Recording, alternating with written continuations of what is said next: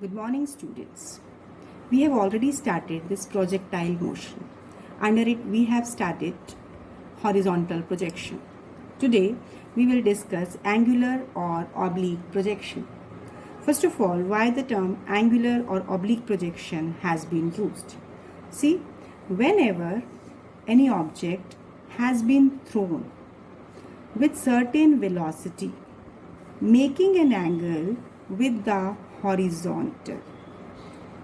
Then, as the body is projected making an angle with the horizontal, that's why angular. The term comes from angular or oblique projection. So now, under it also we will discuss all the possible cases we have discussed in horizontal projection. So let me are taking a body moving with velocity or speed u, inclined at an angle theta with the horizontal. It is projected in a plane. Now, here, first of all, we are observing that u is the initial speed. Now, resolve this speed, so it will be the horizontal component, that is u cos theta, and this will be vertical component, that will be u sin theta. Need not to explain that the component which is along the angle side, that is u cos theta, and other one is u sin theta. So u cos theta is along horizontal, that is along x-axis, and u sin theta is along y-axis. So first of all, we have to find equation of trajectory of this projectile. See, trajectory is a path followed by a projectile. So for that, we are considering the body reaches at point P. This is point P, right? And it is having coordinate x and y. X coordinate and y coordinate. That after time t, it is reaching at point P. So now, horizontal distance covered in time t. So corresponding to this position, horizontal distance covered in time t is x and vertical distance is y. So now, first of all, along horizontal direction, we will discuss its motion. So as we will take horizontal direction, so equation will be x equal to uxt plus half ax t square. See, here ux, horizontal component of initial speed, will be u cos theta. Horizontal component of initial velocity is u cos theta, and there is no component of acceleration due to gravity along horizontal direction. It is always acting vertical. So now substitute these two values. What we are getting? X equal to u cos theta into t. So from here, t will be x upon u cos theta. We are taking it equation 1. See, here we have started first of all motion along horizontal direction. Now we will discuss vertical motion, that will be along vertical direction. So for that, in the same time t, the body is covering vertical distance y. So we are taking equation y is equal to uyt plus half ay t square. Now uy, that is vertical component of initial velocity, will be u sin theta. You can see from here in the figure, this is vertical component of initial velocity. So it is uy, and ay, it will be minus g, because the body is moving against gravity, so it is minus g. Now substitute the values. Y is equal to u sin theta into t minus g upon 2 t square. So here I will substitute the value of time from this equation 1. So what I will get? U sin theta into x upon u cos theta minus g by 2. This is x upon u cos theta square. So cancelling the common factor. You can see I have substituted time here as well as here. Here common factor u will be cancelled out. So now y is x sin theta upon cos theta tan theta minus g upon 2 x square upon u square cos square theta. So basically this is the equation of trajectory, as this represent parabolic equation, right? So here there can be the question, prove that equation of trajectory of angular projection is parabolic, or what will be the equation of trajectory in angular projection. See, projectile motion, when you discuss this concept, is quite simple, but many a times you are not writing the correct answer. Reason being, you never read the statement carefully. You must read the statement twice to understand whether the question is of horizontal projection or angular projection. If you understand this point, I assure you, you will not make any mistake in doing the paper. Because majority of the times when angular projection has been asked, you do horizontal projection. When horizontal projection has been asked, you sometimes do angular projection. So just work on the statement. So this was the first part where we have calculated equation of trajectory of parabolic path, that is of projectile. Now you can leave up to this, or you can take this cos in the numerator. Sometimes there can be a numerical on this particular equation. So if you have to find the position of a particle in this projection, then only you have to use this particular equation. So you must learn this equation also. After this, we are starting time of flight. What is time of flight? It means total time for which this projectile is in air. You can say that means total time from the starting point and the ending point where again it reaches the ground. So this time is represented by capital T. Now in order to calculate it, we know that as a body is going from ground to certain highest point, simply you understand it that when a body is thrown vertically upward, reaches to highest point, at this point velocity becomes 0. Similarly in this case, as the body is projected, so here you will find that here at this point only horizontal component of velocity exists. Vertical component of velocity becomes 0 at this point. So in this particular case, I will explain it later on when I will explain the concept of velocity also. You can understand it that as the speed is changing at different instant, here at the highest point, what is the vertical component? Vertical component of velocity at the highest point is 0. So you will write at highest point. Okay, at highest point, vertical component of velocity is 0. Second important point, see, time of ascending. Time of ascent means ऊपर जाना. Time of ascending is equal to time of descent, that means coming down. So if you are ignoring the effect of air resistance and time of ascent is equal to time of descent, so let time from O to H point, this is time taken, this is T by 2. That means half the time of flight.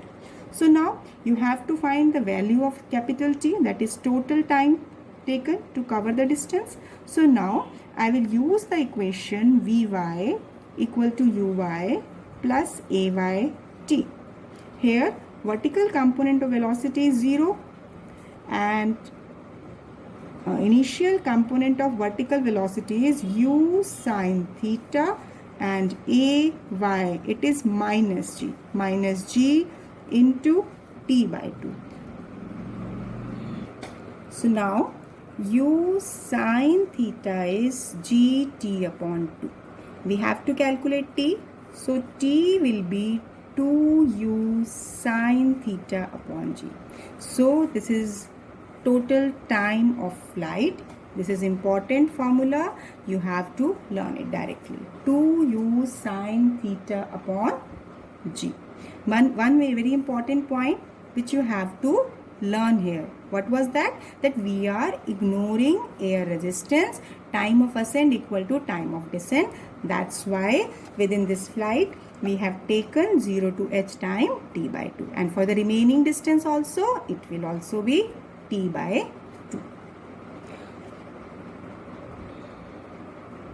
Now, next is horizontal range. Horizontal range, term indicate horizontal distance. That means during this flight, whatever is the horizontal distance covered by a projectile, that is termed as horizontal range. So, it is the total, it is the horizontal distance covered by the object between point of projection and point of hitting the ground. Or in simple terms, distance covered by projectile in horizontal direction. So now again we are taking that u is the initial velocity, its horizontal component is u cos theta. So because body has to cover horizontal distance, so that will be only under the influence of this u cos theta. Now in order to calculate this horizontal range, what we require? Again I will use the equation x equal to uxt plus half ax t square, where x I am taking it r because it is horizontal range, ux that is u cos theta, and t that is total time of flight. Here I will use its formula directly here, which we have derived in the previous topic. And very important point, ax is 0. Why? Because vertical component of acceleration due to gravity exists. There is no horizontal component of acceleration due to gravity. Okay.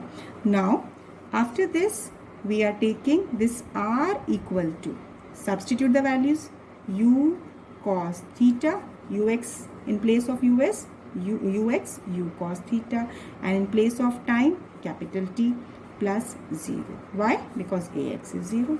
So now put the value of time of flight. This is 2u sine theta upon g.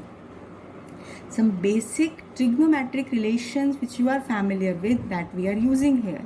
So it is u square by g, 2 sine theta cos theta. So 2 sine theta cos theta, what it will make? This will make sine 2 theta. This is trigonometric relation. You have already familiar with it. In the junior classes, you have done it. So directly here, horizontal range comes out to be u square by g sine 2 theta. Again, you have to learn this formula. See, you can write all these formulas on a separate sheet so that it becomes easy for you to learn the formulas and to apply it for the numericals. Right? So this is the horizontal range, again by using equation of motion. Now, see this horizontal range which we are deriving.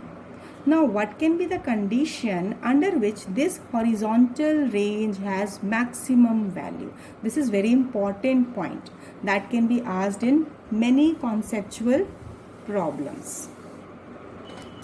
So next is maximum horizontal range. This is represented by R maximum. See, how can we deduce it? We know that horizontal range is u square sine 2 theta upon g. Now, for this value to be having maximum value, u, speed that is fixed, magnitude is fixed, acceleration due to gravity is fixed. So, for r to be maximum, which factor should be maximum? This sine 2 theta. It means r will be maximum if sine 2 theta is maximum. What can be the maximum value of sine function? You can see its maximum value is 1. When it is possible, this is under when sine is 90 degree, which can be written as pi by 2. So from here, you can compare these two values. 2 theta is pi by 2 or 90 degree. In both the ways you can write. Now, so when 2 theta is 90 degree, theta will be 45 degree or pi by 4. Right? So it means maximum value of horizontal range will be u square by g because sine 2 theta is 1. So this is the formula many a times you will use in numericals directly when there is a concept of maximum horizontal range. Right? Now after this we have to do next is maximum height. See, maximum height during this projectile. This means during its path at which point it is having maximum vertical distance. This is the maximum at exactly at the center. At this maximum height, vertical component of velocity was 0. So basically this maximum height, let me represent it by h, symbolically by h. So it is the maximum vertical height attained by the object above the point of projection during its flight. Or in simple terms, it is a maximum vertical distance covered by the projectile during its motion. Obviously in projectile motion. So for it, now which equation should we use? Basically we have to calculate it. As we know, vertical component of velocity at this point is 0, and as the body is projected with velocity u, this is u cos theta and this is u sin theta. It means this is uy, this is ux. We have nothing to do with this here because here we will study vertical motion. Reason being we have to calculate height. So now here we will use the equation vy square minus uy square 2 into ay into vertical distance y. Now Vy is 0 being at its highest point, Uy is u sin theta, Ay this will be equal to minus g and y maximum vertical distance h. So all the terms are given. Let me substitute all these values here. See, Vy 0, Uy is u sin theta, so I am taking it square. U square sin square theta 2 into minus g into h. So now u square sin square theta is 2gh, cancelling negative sign from both the sides. So h is u square sin square theta upon g. So this is your maximum height during projectile motion. Now there can be one conceptual question that there are two angles of projection for same horizontal range. There are two angles of projections for same horizontal range.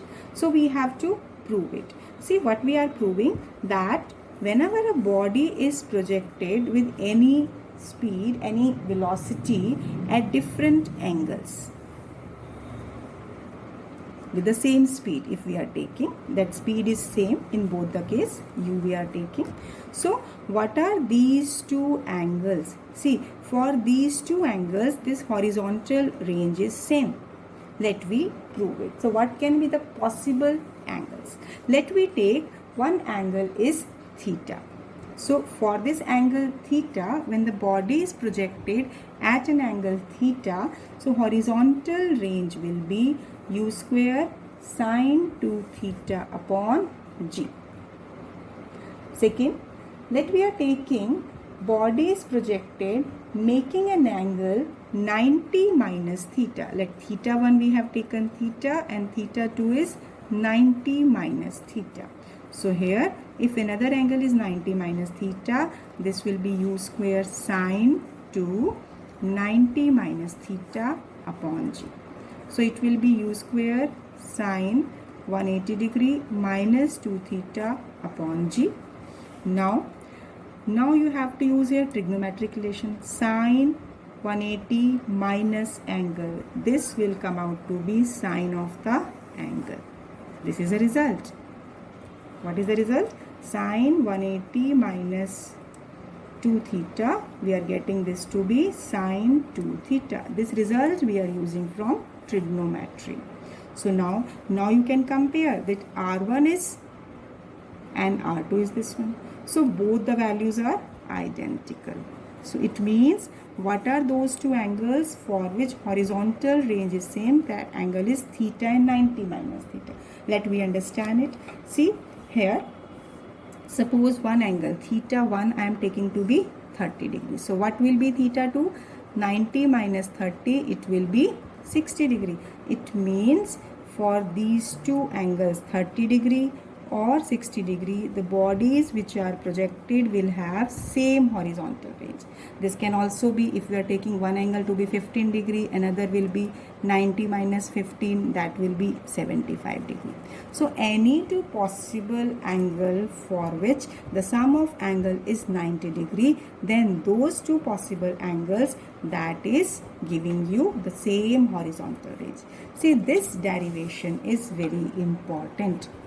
ये derivation point से भी important है और इसमें numericals के point of view से भी that is quite important because many a times this condition will be used in different numericals.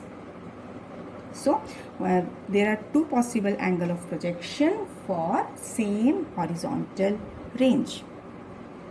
Next, if we have to find velocity of angular projection at any time. See, initially the body is thrown with the same velocity u and covering this angular projection, that the angle inclined is theta.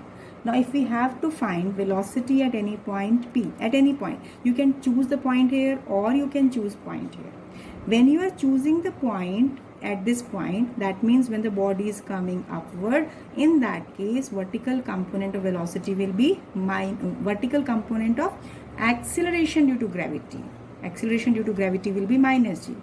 But if you are choosing this point when coming downward, in that case vertical component of acceleration due to gravity will be plus g. This is the difference which you have to learn.